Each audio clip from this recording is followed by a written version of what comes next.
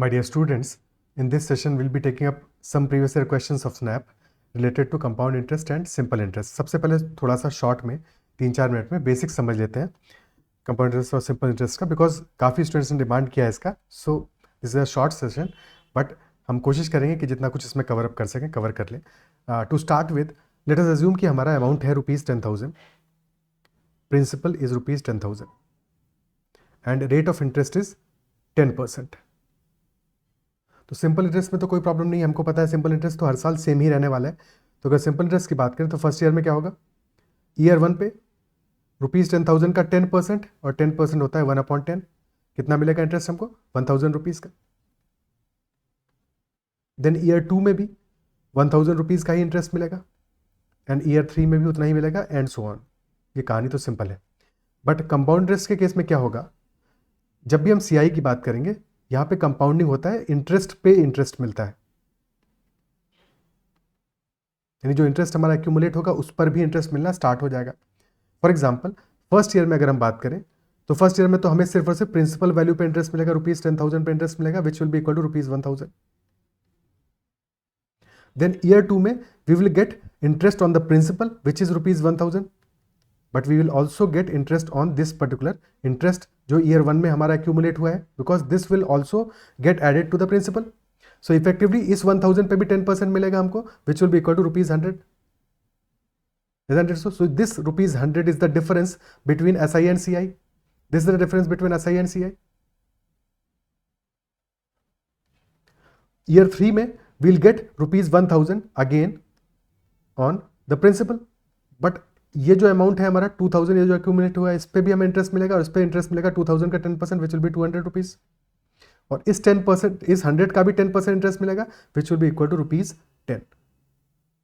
So in the third year या total 3 years में this will be our difference between SI and CI. क्या ये approach clear होती है? ठीक है. एंड बायो सो ऑन, हम जितना भी आगे तक जाना चाहें मूव कर सकते हैं. ये तो बिल्कुल बेसिक बात हो गई एसआई और सीआई की हमारी.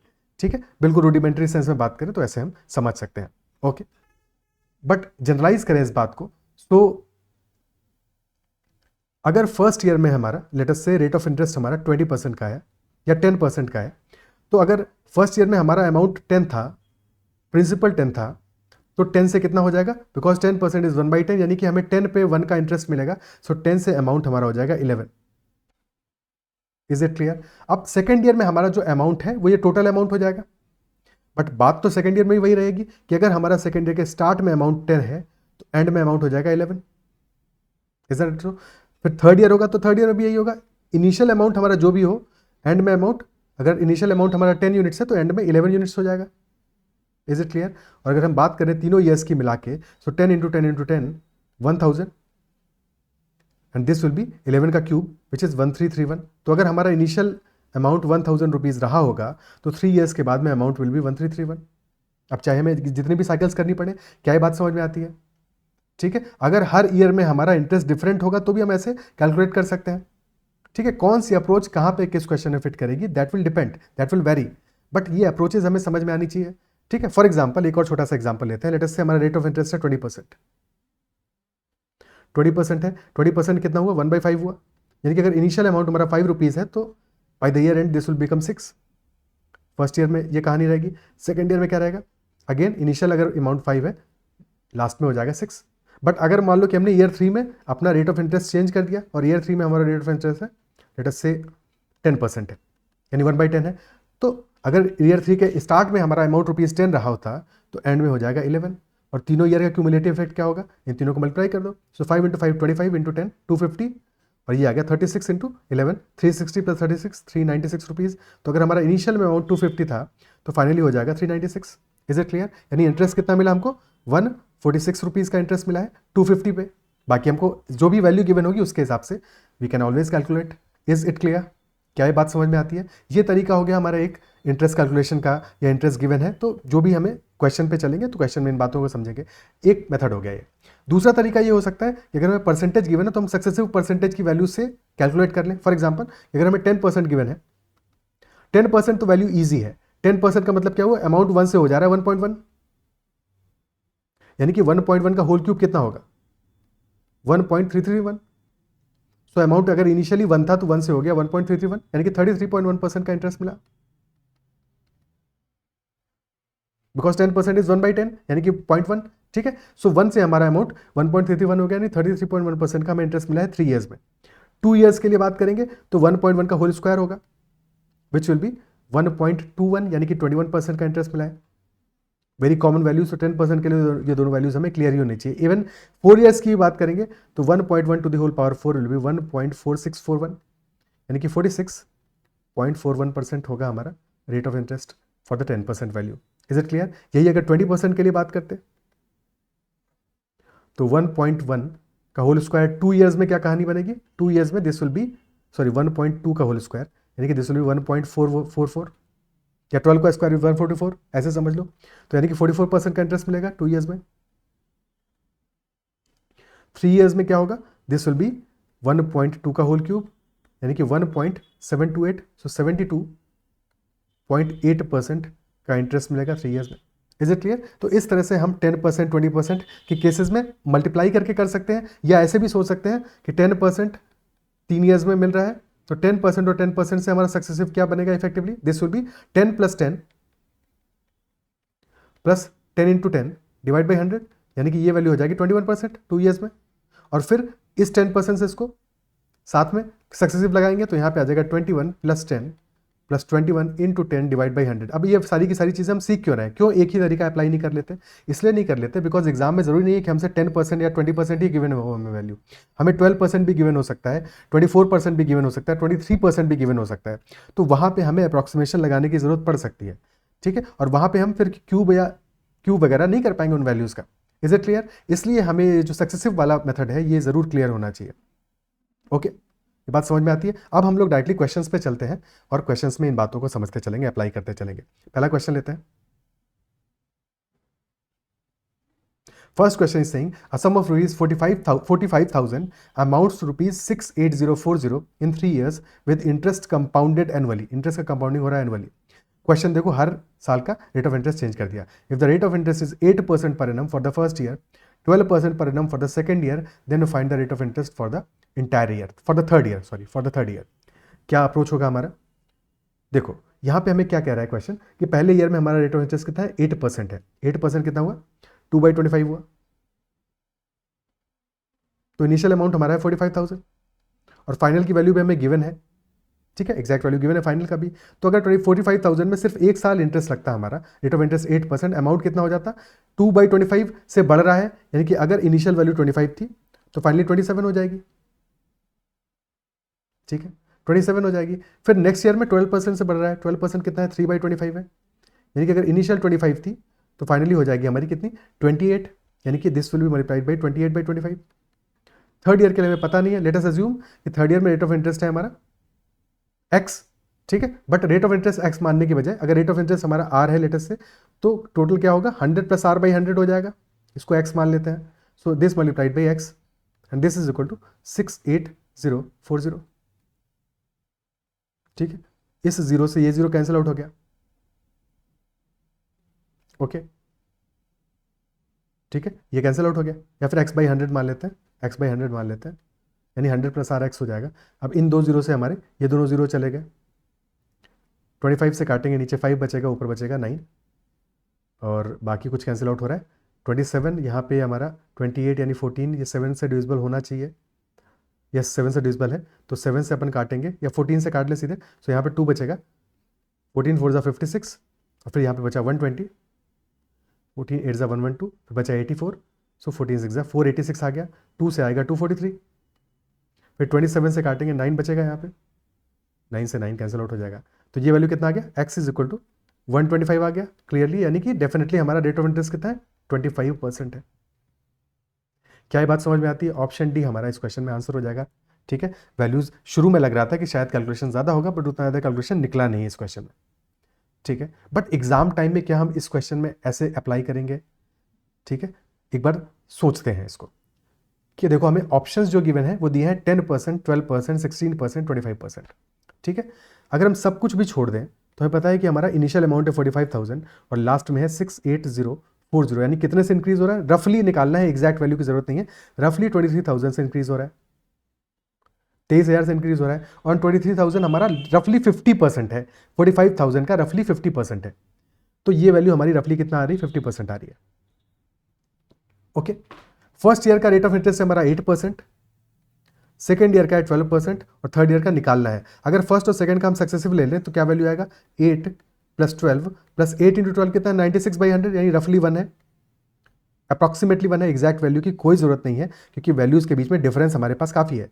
12 + 8 20 + 1 21% है, 21% वैल्यू है, इजंट इट सो। और हमें नेट में कितना वैल्यू चाहिए, नेट में 50% का इंक्रीज चाहिए, नेट में 50% का इंक्रीज चाहिए। तो अगर 21% में हम 16% के साथ अगर सक्सेसिव इंक्रीज लेते हैं तब भी वैल्यू क्या आएगा, 21 + 16 + 21 × 16/100, और ये कितना आएगा, दिस विल बी रफली कितना, 350 के आसपास, तो 3.5%।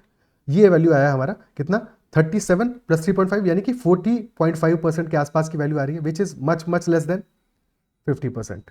सो डेफिनेटली हमारा आंसर 16% भी नहीं हो सकता, उससे छोटा तो हो ही नहीं सकता, तो आंसर सिर्फ और सिर्फ डी ही होना है।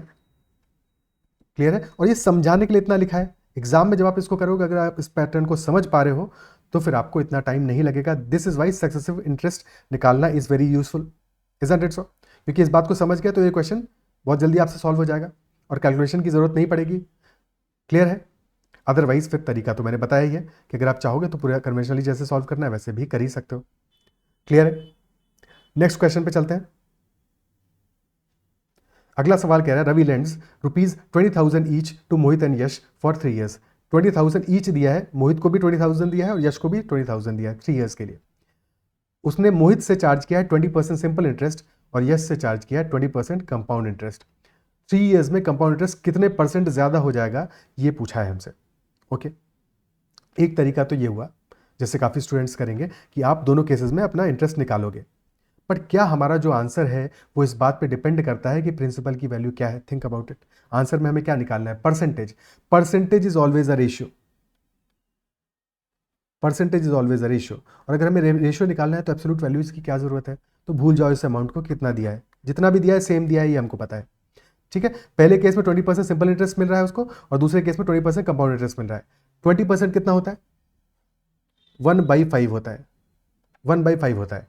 तो अगर लेटस से हमारा अमाउंट, कंपाउंड इंटरेस्ट पहले कैलकुलेट कर लेते हैं क्योंकि उसके बाद ज़्यादा बेहतर होगा हमारे लिए, क्योंकि कंपाउंड इंटरेस्ट में हमारा वैल्यू जैसे हमने पीछे निकाला था वैसे निकाल लेंगे। तो पहले ईयर में क्या होगा, अगर हमारा ₹5 होता है अमाउंट, तो 1 साल बाद कितना हो जाता, 6 हो जाता, बिकॉज ₹1 ऐड हो जाता, वही तो इंटरेस्ट मिलता है आपको। सेकेंड ईयर में भी यही कहानी होगी, ₹5 हमारा 6 हो जाएगा, थर्ड ईयर में भी ₹5 हमारा 6 हो जाएगा, यानी कि इफेक्टिवली ₹125 अगर होगा तो बन जाएगा कितना, ₹216 3 years में। क्लियर है, और अगर ये अमाउंट हमारा ₹125 है, 216 से बन रहा है, यानी कितने से इंक्रीज कर रहा है, 75 + 16 यानी कि 91 से इंक्रीज कर रहा है।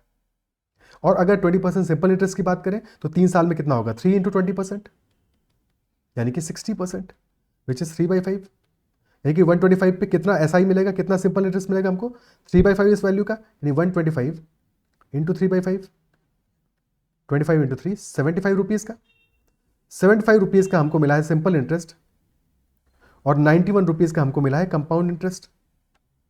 क्या ये बात समझ में आती है? ठीक है, तो अगर ये बात समझ में आ रही है तो डिफरेंस कितना है, डिफरेंस है ₹16 का। और क्वेश्चन हमसे क्या पूछ रहा है कि in 3 years compound interest will be how much % higher than simple interest, यानी कि डिफरेंस कितना होगा सिंपल इंटरेस्ट का। तो ₹16 75 का कितना होगा, तो 16/75% होगा, 16/75 × 100, 25 से काटा ऊपर 4 आया नीचे 3 आया, 64/3 is our answer, option B 21.33%। Is this clear? क्या ये बात समझ में आती है? ठीक है, ओके, नेक्स्ट क्वेश्चन पे चलते हैं। अगला सवाल कह रहा है, difference between SI and CI for a loan is ₹117 when invested for 2 years। तो रेट ऑफ इंटरेस्ट अगर हमारा 6% है तो लोन अमाउंट क्या होगा? ठीक है, तो अगर 6% हमारा रेट ऑफ इंटरेस्ट है तो सिंपल इंटरेस्ट में तो हमें टोटल 12% मिलेगा 2 साल में, ईयर 1 और ईयर 2 2 साल में मिलेगा 12%, इजंट इट सो। बट यही बात अगर हम CI में बात करें तो CI में क्या होगा, ये तो मिलेगा ही मिलेगा, पहले साल के 6% का भी 6% मिलेगा, यानी कि सक्सेसिव में जैसे चेक कर लेते हैं हम, ये 6 + 6 + 6 × 6/100, ये वैल्यू वही तो है जो पहले साल के इंटरेस्ट पे हमको इंटरेस्ट मिल रहा है। ठीक है, सो यानी कि इफेक्टिवली कितना एक्स्ट्रा मिल रहा है हमको, 36/100% एक्स्ट्रा मिल रहा है, यानी कि 0.36% एक्स्ट्रा मिल रहा है। Is it clear? क्या ये बात समझ में आती है? ठीक है, और हमें डिफरेंस का ही वैल्यू दिया हुआ है, यानी कि 36/100 ऑफ प्रिंसिपल परसेंट में है ये एक्चुअल में, ठीक है। तो 36/100 इंटू 1/100 भी करना पड़ेगा बिकॉज 0.36% है, and this is equal to 117, this is equal to 117। 9 से डिविजिबल नंबर है, काटाकुटी कर देते हैं। सो यहाँ पे 4 आएगा, यहाँ पे बचेगा कितना, दिस विल बी कितना आएगा 1, 13 आएगा, 13 आएगा। 13 आते ही हमें समझ में आ गया कि अब बाकी चीज़ों को कैंसिल आउट करने की जरूरत नहीं, 13 का जो मल्टीपल होगा वही आंसर होगा, इजंट इट सो? 13 का मल्टीपल ना ए हो सकता है, ना सी हो सकता है, ना डी हो सकता है, ओनली बी हो सकता है। So B will be our answer, that is it. Done with the question, done interested, is it clear? ठीक है, अदरवाइज कैलकुलेट करना चाहोगे तो करेंगे, क्यों नहीं करेंगे। 4 से काटेंगे, नीचे 25 बचा, तो वैल्यू आ गया principal is equal to 25 into 100 into 13, यानी कि 2500 इंटू 13, ठीक है। 0 0 13 5 जा 65, 5 आ गया 6, 13 2 जा 26 और 6 32500, this will be our answer. But इतना करने की जरूरत नहीं है, एक बार हमको मिल गया value, none of this option नहीं है, तो क्लियरली बी हमारा आंसर ऑप्शन हो जाएगा। Is this clear? ठीक है, नेक्स्ट क्वेश्चन पे चलते हैं। अगला सवाल कर रहा है difference between compound interest and simple interest for a certain sum of money for 2 years is ₹50। Rate of interest कितना है? 5% पर एनम है, 5% पर एनम है। क्वेश्चन कह रहा है if the same sum is invested for 3 years at 5% per annum compounding, तो amount कितना हो जाएगा? ओके, सो ऐसे समझो 5% यानी कि कितना, 1/20, तो दो तरीके हैं इस बात को समझने के, और दोनों तरीके मैं समझाता हूं, ठीक है। जिस तरीके से आप कंफर्टेबल हो कैलकुलेशन के साथ हैं वैसे कैलकुलेशन कर लेना। तो अगर हमारा 5% का रेट ऑफ इंटरेस्ट है तो 2 साल में कितना चेंज आएगा, कितना फर्क होगा SICI में? R²/100, बिकॉज सक्सेसिव से हम देख चुके हैं R प्लस R+R²/100, तो यही तो डिफरेंस आता है, यानी कि 25/100% की वैल्यू कितनी दी है? ₹50 की। क्या ये बात समझ में आती है? ठीक है, 25/100% की वैल्यू है, यानी कि 0.25% की वैल्यू है, तो 0.25 या 1/4, ठीक है, 1/4, ठीक है, परसेंटेज, यानी कि into 1/100 into principal, this is equal to 50, ठीक है। सो प्रिंसिपल कितना हो जाएगा? 50 इंटू 400, यानी कि 100 into 200, ₹20,000, this will be our principal. यहाँ से प्रिंसिपल हमारा निकल आया। या फिर ऐसे भी सोच सकते थे कि हमारा क्योंकि 5% यानी 1/20 का इंटरेस्ट मिल रहा है, यानी कि ₹20 हो जाएगा एक साल में, फिर 21 अगले साल भी होगा, यानी कि 400 हमारा हो जाएगा 441। और अगर सिंपल इंटरेस्ट मिलता तो 2 साल में 10% मिलता, यानी कि ₹40 मिलता। यहाँ मिल रहा है कितना? 41, यानी कि ₹1 एक्स्ट्रा मिल रहा है, कितने पे? 400 पे। तो ₹400 पे अगर एक एक्स्ट्रा मिल रहा है और टोटल ₹50 एक्स्ट्रा मिल रहा है, तो टोटल अमाउंट कितना होगा? 400 इंटू 50, यानी 20,000। ओके, क्लियर है ये बात? और यही पूछा है हमसे 20,000 को अगर 3 सालों के लिए हम इन्वेस्ट कर रहे हैं तो अमाउंट हमारा कितना बनने वाला है? 5% इंटरेस्ट है, अगर 2 साल का होता तो 5% प्लस 5% प्लस 5 इंटू 5, यानी 25/100, 10.25% होता। 2 साल में 10.25 होता। 3 साल में ये वैल्यू कितना होगा? 3 साल में कितना होगा? ठीक है, अब या तो प्रॉपरली कैलकुलेट करो सारी वैल्यूज को, या एक सिंपल सी बात समझो, हमारा अमाउंट कितना है? ₹20,000 का है। 20,000 का 1% कितना होता है? 20,000 का 1% कितना होता है? बिकॉज हम अप्रॉक्सीमेशन करने वाले हैं यहाँ पे। 1% होता है ₹200 का। और हमारे ऑप्शंस के बीच में डिफरेंस कितना है? यहाँ पे 600-700 का डिफरेंस है, यहाँ पे भी हमारा 600 का डिफरेंस है, ठीक है, यहाँ 250 का डिफरेंस है, यानी कि सारे डिफरेंस हमारे 1% से ज़्यादा के ही है। तो अगर हम 0.25% का अप्रॉक्सीमेशन करेंगे तो हमारा आंसर गलत नहीं आएगा, आंसर हमें पता चल जाएगा। Is it clear? ठीक है, तो 0.25% टाइप का अगर हम अप्रॉक्सीमेशन करते हैं तो कोई दिक्कत नहीं है। अब 10.25% है, सक्सेसिव फिर से लगाना है 5% का, तो इसमें 5% ऐड करोगे तो क्या आएगा? 10.25 प्लस 5 इंटू 10.25 कितना होगा? That will be approximately 50। Approximately, exact की जरूरत ही नहीं है, बिकॉज हमारे पास सफिशिएंट गैप है। तो 50/100 कर दिया हमने, तो दिस विल बी 10.75 प्लस 0.5, यानी कि 11.25%। Is this clear? सॉरी, एक कैलकुलेशन है ना, 11.25 क्यों कर दिया इसको? 10.25 प्लस 5 होगा 15.25 और 0.5, यानी 15.75% वैल्यू आएगी रफली, ठीक है, 15.75%। 20,000 का 10% कितना हुआ? 200 हुआ। 20,000 तो हमारा इनिशियल अमाउंट है, 10% हुआ 2,000, 1% 200 हुआ, 10% हुआ 2,000, 5% हुआ 1,000, और फिर 0.75% कितना होगा? 1% 200, 0.75 होगा 150, यानी रफली आ जाएगा ये ₹23,150 के आसपास। Option A will be our answer. ठीक है, 2.50 रुपीज़ का फर्क आया। Is it clear? ठीक है, क्लियर है ये बात?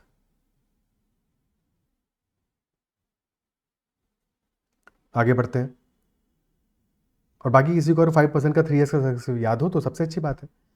ठीक है, बट अभी हम उस चीज़ पर कोई इसलिए डिस्कस नहीं करें बिकॉज एग्जाम तो कल ही है। ठीक है, सो इतना टाइम नहीं है अपने पास, समझ लोगे तरीका, सॉल्व कर लोगे। अगला question, next question is saying mister Murthy invested ₹25,000 in a mutual fund 3 years ago. 3 साल पहले एक म्यूचुअल फंड में 25,000 रुपीज लगाया था। The value of amount increased by 15% in the first year, decreased by 15% in the second year, and again increased by 10% during the third year. So what is the value of the investment at the end of 3-year period? ये question हमसे पूछ रहा है। Okay, we know कि अगर पहले साल 15% का इंक्रीज आया है, सेकेंड ईयर 15% का डिक्रीज आया, तो नेट में क्या चेंज आएगा हमारा? +15 -15। हमें पता है कि यहाँ पे इफेक्टिवली -r²/100 होता है, यानी -15 × 15/100 होगा। भाई ये तो दोनों जीरो हो जाएंगे, यानी कि 15 × 15 कितना होगा? 225, यानी कि 2.25% निगेटिव चला जाएगा हमारा अमाउंट 2 साल के बाद में। Is it clear? ठीक है, 2 साल के बाद निगेटिव चला जाएगा। क्या ये बात समझ में आती है? ठीक है, और फिर इसके बाद में क्या हो रहा है? 2 साल के बाद में निगेटिव चला गया, इसके बाद में फिर अगले बार 10% से इंक्रीज करना है।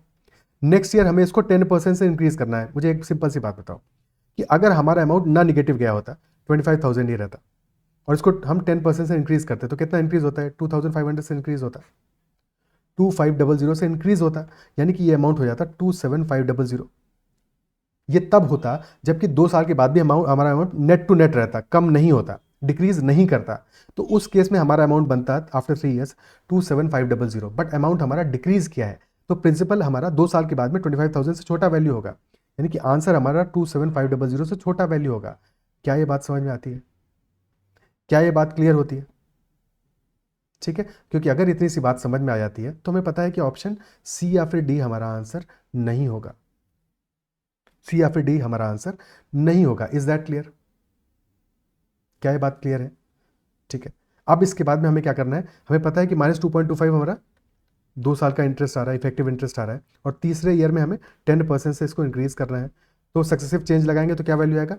-2.25 + 10 और +10 इंटू -2.25, यानी कि निगेटिव में आएगा, और ये कितना आएगा? दिस विल बी माइनस का 22.5/100। ठीक है, यानी कि ये वैल्यू क्या है? माइनस का 22.5/100, यानी कि -0.225, यानी कि रफली हमारा 8% के आसपास की वैल्यू, 8.5% के आसपास की वैल्यू आ जाने में, 10 - 7.5% आ रहा, सॉरी 7.5% के आसपास की वैल्यू आ जाने वाली है अप्रॉक्सीमेटली। क्लियर है? ठीक है, रफली 7.5% के आसपास की वैल्यू हमारी आ रही है। 25,000 है, 1% इसका 250 है, 7.5% क्या होगा? 1750। ये तो 7% हो गया हमारा। ठीक है, इससे प्लस वैल्यू होगी, यानी कि इसमें और हम 125 ऐड करेंगे तो अप्रॉक्सीमेटली इतनी वैल्यू होगी, 1875 के आसपास की वैल्यू होगी, यानी कि ऑप्शन बी हमारा आंसर हो जाएगा। ये छोटे छोटे अप्रॉक्सीमेशन अगर सीख लोगे तो डेफिनेटली आंसर पिक करना सीख जाओगे। ठीक है, हालांकि अभी इस क्वेश्चन में मैं एक और छोटी सी चीज़ बताने वाला हूँ जिसके बाद में ट्यूबलाइट चमकेगी। देखो, क्वेश्चन हमारा क्या कह रहा है? 25,000 हमें वैल्यू गिवन है, 1% कितना होता है 25,000 का? इस बात को ध्यान से समझना। ठीक है, बिकॉज जो भी चीज़ें मैं बता रहा हूँ, जैसे ये चीज़ मैंने बताया, तो अप्लाई करते समय दिमाग भी अप्लाई करना है। ठीक है, प्योर तुक्का नहीं लगाना है, क्योंकि हम तुक्का नहीं लगा रहे, हम एक्चुअल में सॉल्व करने का मेथड सीख रहे हैं। क्लियर है? ये कोई तुक्का नहीं है, ये कोई शॉर्ट ट्रिक नहीं है, ये ऐसा मतलब शॉर्ट ट्रिक तो है बट समझना है आपको। तो 1% कितना हुआ? 250 रुपीज़ हुआ इसका। अब एक बात बताओ, -2.25% और 10% में जब हम सक्सेसिव लगाएंगे तो क्या आपको ये लग रहा है कि हमारा जो वैल्यू आएगा वो इंटीजर में आएगा? मेरे कहने का मतलब ये हुआ, क्या हमको एक इंटीग्रल परसेंटेज वैल्यू मिलेगा कि 12%, 15%, 8%, 7%? क्या ऐसा वैल्यू मिलने वाला है? नहीं मिलने वाला है ना ऐसा वैल्यू। ये तो हमको पहले से ही सर्टेन है कि ऐसा वैल्यू नहीं मिलने वाला है। क्या ये बात आप समझ पा रहे हो क्यों नहीं मिलेगा? बिकॉज ऑलरेडी यहाँ पे कितना है? -2.25, ये है 10, इन दोनों को मल्टीप्लाई करके आपको अल्टीमेटली ये जो वैल्यू यहाँ पे मिल रहा है। ठीक है, या फिर यहाँ तक पहुँच के ये बात समझ लो, क्योंकि जैसे ही आपको ये बात समझ में आएगी कि हमें इंटीजर में वैल्यू नहीं मिलने वाला है फॉर दिस पर्टिकुलर क्वेश्चन, हमको पता है 1% 250 के बराबर है, और अगर इंटीजर में नहीं मिलने वाला है तो हमारा जो आंसर होगा वो 250 का मल्टीपल नहीं होगा। Answer will not be a multiple of 250। और अगर आंसर 250 का मल्टीपल नहीं होगा, सी या डी हो नहीं सकता है, तो ए भी तो नहीं हो सकता है, because A is a multiple of 250। तो डेफिनेटली आंसर हमारा ऑप्शन बी होगा। और ऐसा हम सिर्फ इसलिए कर रहे हैं ताकि हम अपनी कैलकुलेशन को अवॉइड कर सकें। अगर अवॉइड करना पॉसिबल हो, करना पड़ेगा तो करेंगे calculation, because now this given होता तो फिर तो करना ही पड़ता। ठीक है, तो सारे तरीके समझ में आने चाहिए, पर फिर भी हमको ये क्लियर होना चाहिए कैसे हम अपने क्वेश्चन को शॉर्टेस्ट टाइम में एग्जाम में कर सकें। Is this clear? क्या ये बात समझ में आती है? ठीक है, ओके, नेक्स्ट क्वेश्चन पे चलते हैं। अगला सवाल कर रहा है, bank lent a certain sum of money at a certain rate of simple interest for 2 years to David. David को 2 साल के लिए दिया। फिर डेविड ने क्या किया, उसने ये sum at the same rate of interest but compounded annually, ये किसको चिपका दिया? पंकज को दे दिया। और पंकज का बैड हिस्ट्री है, बैड क्रेडिट हिस्ट्री है, इसलिए उसको कंपाउंड इंटरेस्ट में दिया है। At the end of 2 years David को मिला है कितना amount? David has received ₹2400 as compound interest but paid ₹2000 only as simple interest. तो we have to find the rate of interest. अब एक तरीका है कि इस क्वेश्चन में कंफ्यूज हो, थोड़ा बहुत समझो, ठीक है, और सॉल्व करो। पॉज करके एक बार पहले सॉल्व करने की कोशिश करो, उसके बाद में सॉल्यूशन देखो। ठीक है, एक तरीका है जैसे हमने स्टार्ट में समझा था। क्यों समझा था स्टार्ट में? कि हमने ये देखा कि 10,000 रुपीज़ है, 10% अगर रेट ऑफ इंटरेस्ट लग रहा है तो पहले साल क्या होगा? 10,000 का 10% यानी कि 1,000 रुपीज़ मिलेगा हमको। फिर अगले साल प्रिंसिपल पे तो 1,000 ही मिलेगा, बट इस 1,000 पे हमको 100 रुपीज़ यानी 10% मिलेगा एक्स्ट्रा, और यही हमारा डिफरेंस है SI और CI का। इजंट इट सो? यहाँ पे क्या कहानी है? 2 साल की कहानी है, और 2 साल में डिफरेंस हमको नजर आ रहा है। 2,400 रुपीज़ कंपाउंड इंटरेस्ट मिला है और 2,000 सिंपल इंटरेस्ट है, यानी कि डिफरेंस कितना है? डिफरेंस है 400 का। और 1 साल का सिंपल इंटरेस्ट कितना है? 1,000 रुपीज़ है। सो SI 1 साल का, सिंपल इंटरेस्ट 1 ईयर का है 1,000 रुपीज़, और 400 हमारा SI CI का डिफरेंस है सेकेंड ईयर के बाद में। ठीक है, तो ये किस पे मिला हमको? ये 400 किस पे मिला है? ये 1 साल के SI पे ही तो मिला है, R% से रेट ऑफ इंटरेस्ट जो रहा होगा। तो रेट ऑफ इंटरेस्ट क्या रहा होगा? 40%, 40% का। Option D. क्योंकि अगर इतनी सी बात समझ में आती तो फिर ये बातें लिखनी थी क्या? खुद सोचो। फिर हमको पता है कि 2,400 है, यानी कि 400 का डिफरेंस है, और 1,000 रुपीज़ 1 साल का सिंपल इंटरेस्ट है 400, 1,000 का 40% होता है। Option D is the answer. Clear है? ठीक है, बाकी नॉन ऑफ दीज मतलब कंफ्यूज करने के लिए दिया हुआ बाकी ऑप्शंस, उनका कोई जरूरत नहीं है, कोई रेलेवेंस नहीं है। Is that clear? ठीक है, आगे बढ़ते हैं। ₹XYZ was deposited at simple interest at a specific rate for 3 years.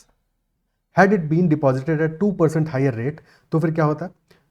360 रुपये ज़्यादा मिलते। कितने साल में? 3 साल में ज़्यादा मिलते। सिंपल इंटरेस्ट है, तो सिंपल इंटरेस्ट में तो हर साल इंटरेस्ट सेम रहता है, तो अगर 3 साल में 360 ज़्यादा मिल रहे हैं, इन 3 years if 360 rupees extra we would have faced whatever amount that was। तो अगर 3 साल में हमको 360 ज़्यादा मिल रहा है, 360 एक्स्ट्रा मिल रहा है, तो 1 ईयर में कितना मिलेगा एक्स्ट्रा? 120 रुपीज़। और 120 रुपीज़ क्या है? 2% ऑफ द प्रिंसिपल है, 2% ऑफ द प्रिंसिपल है, बिकॉज 2% ही तो एक्स्ट्रा मिल रहा है। सो 120 इज 2%, 2% इज वॉट? 1/50, तो P/50 इज 120। 12 इंटू 5, 6,000 रुपीज़ हमारा प्रिंसिपल है। Option D. Is this clear? ठीक है, 3 साल में 360, 1 साल में 120, 120 is 2% of principal, hence principal is equal to 6,000। Clear है? Next question. Next is a man invests certain amount at 6% per annum simple interest and another amount at 7% per annum simple interest. His income from the interest after 2 years was ₹348. The ratio of first amount to second is 4:5. So we have to find the total amount invested. कितना होगा? तो ratio of first amount to second P1 और P2 का जो ratio है वो हमको दिया है 4:5 का। सिंपल इंटरेस्ट की वैल्यूज भी इंटीजर में ही है, तो एज्यूम कर लेते हैं कि 400 रुपीज़ पहले साल में उसने इन्वेस्ट किया है, और सॉरी पहला अमाउंट हमारा 400 है और सेकंड वाला 500 है। रेशियो 4:5 का ही है। पहले पे मिल रहा है 6% का इंटरेस्ट और दूसरे पे मिल रहा है 7% का इंटरेस्ट। 2 साल में कितना हो जाएगा? पहले पे हो जाएगा 12% और दूसरे पे हो जाएगा 14%। 2 ईयर्स की तो बात कर रहा है, तो 2 ईयर्स के बाद में कितना हो जाएगा इंटरेस्ट? इंटरेस्ट कितना हो जाएगा? 400 का 12% हो जाएगा 48, और 500 का 14% हो जाएगा 70, यानी कि 48 + 70 टोटल अमाउंट हो जाएगा हमारा 118 रुपीज़। कितने पे? 900 पे। तो अगर 900 रुपीज़ हमारा टोटल होता सम P1 और P2 का, इन दैट केस हमें 118 118 रुपीज़ मिलते, बट मिले कितने हैं? 348। So answer will B 348 by 118 into 900। Is that clear? ठीक है, क्लियर है बात? अब एक बात बताओ, अगर 118 को हम 3 से मल्टीप्लाई करें, बिकॉज हमें क्या है, अगर 3 से मल्टीप्लाई करेंगे, मल्टीप्लाई ये तो क्लियर हो रहा है, नीचे नंबर क्या है? 59/2 है, प्राइम नंबर है, ऊपर एक अलग कहानी चल रही है, 59 का मल्टीपल है नहीं, तो हमारा आंसर जो है वो एक डेफिनेट ABC में से कोई डेफिनेट वैल्यू तो नहीं आएगी, अप्रॉक्सीमेशन करके आ सकता है, that could be possible value. ठीक है, सो अब यहाँ पे क्या हम कैलकुलेशन कर सकते हैं, 108 348 यानी कि ये कितना हो जाएगा 900 इंटू 174/59। ओके, कितना आ रहा है अप्रॉक्सीमेटली, ये कितना आएगा 59 आ रहा है, 59 इंटू 3 करेंगे तो कितना आएगा, ये वैल्यू हो जाएगा 177। उससे ये 3 कम है, उससे 3 कम है। तो अगर ये 3 टाइम्स होता, लेटस से ऊपर 177 वैल्यू होती, तो हमारा अमाउंट कितना होता, 2700 होता, 2700 होता, इज़न्ट इट सो। बट उससे ये वैल्यू कितना कम आ रहा है, ये 3/59 कम आ रहा है, यानी कि अप्रॉक्सीमेटली 1/20 कम आ रहा है कि नहीं, 1/20 कम आ रहा है। तो हमारा आंसर क्या होना चाहिए, 177/59 -3/59 है। ठीक है, ये तो क्लियरली हमारा 3 टाइम्स है, यानी 2700 है। अब हमें क्या करना है, इसको घटाना है, इसमें से कितना घटाना है, 900 into 3/59 which is 2700 divided by 59। और ये रफली कितना आएगा, ये रफली 50 रुपीज़ के आसपास की वैल्यू आएगी, 50 45 48 के आसपास की वैल्यू आएगी, यानी कि 2700 माइनस 48 2652 रुपीज़ हमारा आंसर होगा, which is not given in any of the options. ठीक है, ऑप्शन डी हमारा क्लियरली आंसर हो जाएगा। क्या ये बात समझ में आती है? ठीक है, answer will B option D, क्योंकि इतना बड़ा अप्रॉक्सीमेशन थोड़ी कर सकते हैं। अगर 2598 टाइप्स होता है तो फिर अलग की बात थी। और ऐसे क्वेश्चन में जहाँ पे कि आइडियली तो एग्जाम में जहाँ पे कि वैल्यूज अप्रॉक्सीमेशन में निकल रही है, वहाँ पे नॉट दीज ऑप्शन, मतलब इतनी एक्यूरेट वैल्यूज़ के साथ नहीं दिया होना चाहिए, पर ठीक है, एग्जाम है, उनकी मर्जी है उनको क्या ऑप्शन देने हैं। नेक्स्ट क्वेश्चन देखते हैं। नेक्स्ट क्वेश्चन हमसे कह रहा है, if ₹1000 is invested at an interest rate of 5%, 1000 rupees को हमने इन्वेस्ट किया है और इंटरेस्ट रेट है 5% का, and interest earned is added to the principal every 10 years, हर 10 साल के बाद में क्या कर रहे हैं, वो प्रिंसिपल को चेंज कर रहे हैं। ठीक है, विच इंप्लाइज कि यहाँ पे क्या हो रहा है, सिंपल इंटरेस्ट लग रहा है, हालांकि उतना सिंपल नहीं है, 10 साल के बाद में ऐड हो रहा है, कंपाउंड इंटरेस्ट तो नहीं लग रहा है, that is for sure, because हर 10 साल के बाद में इंटरेस्ट ऐड कर रहे हैं। अगर कंपाउंड इंटरेस्ट होता तो हर साल ही ऐड होता ना, इजंट इट सो। तो इसके बाद अगर किसी को कंफ्यूजन हो कि यहाँ पे CI SI है, तो ये क्लियर होना चाहिए कि ये सिंपल इंटरेस्ट वाला क्वेश्चन है, क्योंकि अगर कंपाउंड इंटरेस्ट होता तो हर साल ही ऐड हो रहा था, ये लिखने की क्या जरूरत है 10 साल के बाद में ऐड होगा, कहाँ ऐड करोगे जब हर साल ही ऐड हो रहा है तो। ठीक है, तो this is definitely not CI, compound interest तो नहीं है, ये सिंपल इंटरेस्ट ही है। 10 साल तक सिंपल इंटरेस्ट लगेगा, फिर 10 साल के बाद में जो इंटरेस्ट मिला हमको टोटल, वो ऐड कर देगा प्रिंसिपल में। तो पहले 10 साल में कितना इंटरेस्ट मिलेगा, 1000 रुपीज़ तो इनिशियल ही है। 10 ईयर्स में कितना मिलेगा, 5% हर साल मिल रहा है, 10 ईयर्स में मिलेगा 50%, और 50% होगा 500 रुपीज़। तो आफ्टर 10 ईयर्स प्रिंसिपल हो जाएगा P' हमारा नया वाला प्रिंसिपल हो जाएगा 1000 + 500, यानी कि 1500। और क्वेश्चन हमसे पूछा है in how many years amount will become ₹2000।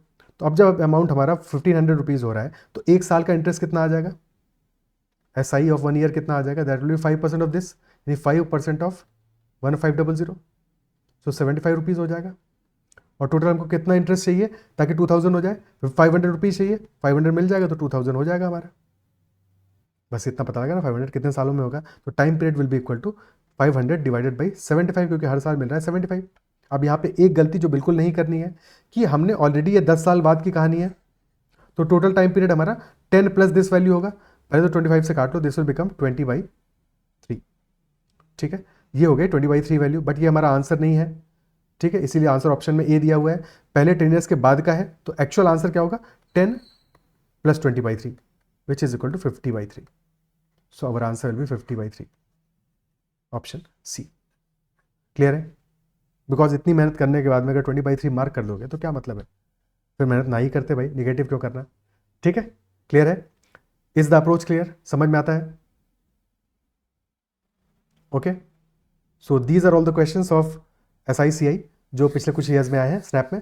I hope कि आपको क्वेश्चन समझ में आए होंगे, जो अप्रोचेस हैं वो क्लियर हुई होंगी, और एग्जाम में अगर ऐसा क्वेश्चन आएगा तो आप उसको मिस नहीं करोगे और डेफिनेटली सही मार्क करके आओगे, और कम से कम टाइम में, शॉर्टेस्ट टाइम में उसको सॉल्व करके आओगे। ठीक है, so with that understanding let us conclude the session. अगर सेशन पसंद आया तो उसको लाइक ज़रूर कीजिएगा, और अगर कोई डाउट रह जाता है फिर भी किसी क्वेश्चन में, तो you can always comment and share the feedback. Okay, bye bye, take care for this session, that's all.